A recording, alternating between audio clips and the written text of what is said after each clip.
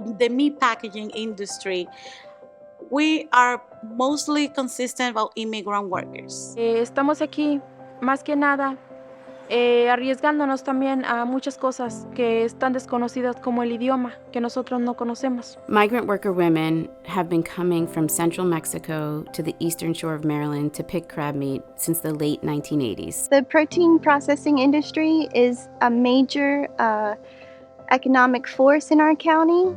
We rely heavily on the seafood industry and therefore the crab pickers and H-2B workers. And then on the northern end of the county, it's a big poultry center. When the COVID started, this is one of the points that we have many infections because the people, more of the community works on the poultry plants. So the people inside the plants, they have many problems with the COVID. The challenges that the Haitian community are facing during the pandemic, there were a lot of miscommunication, and then the workers didn't know exactly what to do. Al principio yo creí que no, o sea que no existía el virus, creí que a lo mejor era algo de los políticos. At the beginning of the pandemic, they had nothing. The company refused to spend money on any PPE. They refused to put in more washing stations. People around me that I hugged the day before passed away 3 days later. Y si arriesgamos eso, nuestra salud también, por este COVID-19 que está a la vista todavía, es por sacar nuestras familias adelante. We had initially applied for some funding for work involving the crab pickers on the Eastern Shore, and the CDC really came back to us and said, this is important for protein processing workers, more broadly. And so we partnered with some of our long-term partners and some new partners like the UFCW, Local 27, Rebirth, a Haitian American community organization, CATA, and a number of other organizations to build a coalition in order to ensure that those workers had access to easy to understand information about COVID-19, about how they could protect themselves, and about their rights. It gives us the opportunity to bring focus to the issues of the workers across the states in a national spectrum.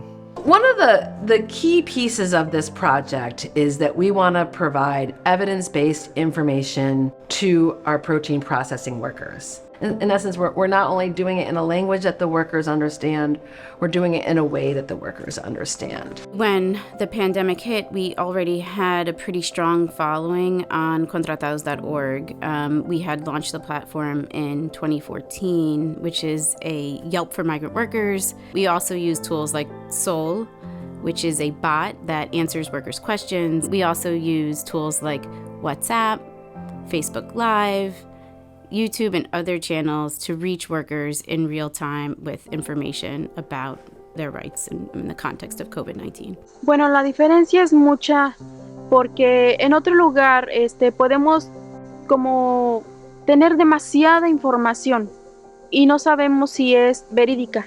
One of the really unique things about this project is the role of the Worker Advisory Committee. And so the Worker Advisory Committee is a group of workers from different protein processing industries, from different language and in different backgrounds, who are advising the project in a number of ways, really ensuring that the strategies and the messages are accessible to workers and really meet the needs of the community. Hacemos aportaciones en general todas las compañeras de la experiencia que ha tenido cada una. Bueno, yo al comité he aportado lo que yo he conocido de mi trabajo, de mi experiencia. Dorchester County Health Department has greatly benefited from partnerships with CDM and UFCW, not only with boosting our vaccine coverage, but building trust in the community. So we also reached workers with information through in-person outreach and community events with our partners.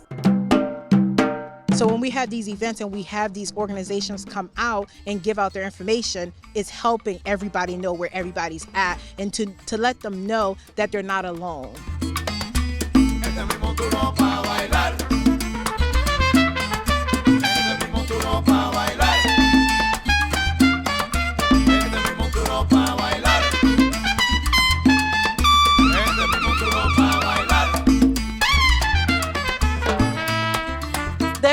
program has helped us bring together the community-based help to the communities that need the help. In the first year of the PPP project alone, we were able to reach more than 20,000 workers and community members through in-person events, and also reached hundreds of thousands of additional workers through 160 online or digital events or resources. After the first year and the success of the first year, we decided to expand the project to North Carolina, South Carolina, and Georgia to really reach larger numbers of protein processing workers in the region. In the crab industry in Maryland, 100% of the workers are vaccinated, and there's been not one death in that industry. And we're really proud of that because we've played a key role in ensuring that workers had accurate information about the vaccine, about COVID-19, and were able to get answers to the questions that they had. The people who are partners with CDM are working on the ground with people involved and bring voice when they say, that's not actually how it plays out though. Here's the barrier, here's the challenge. So we've learned a lot in our response to the pandemic. And one of the main things that we've learned is that worker health is public health. And it's certainly a lesson that we need to take with us beyond the pandemic to ensure that our public health institutions prioritize worker health. The partnerships we've made along the way and the spotlight on the health disparities that exist really helped us to develop an infrastructure, a sustainable infrastructure of community partners and strategies that will help us move forward and really unify our community and its health.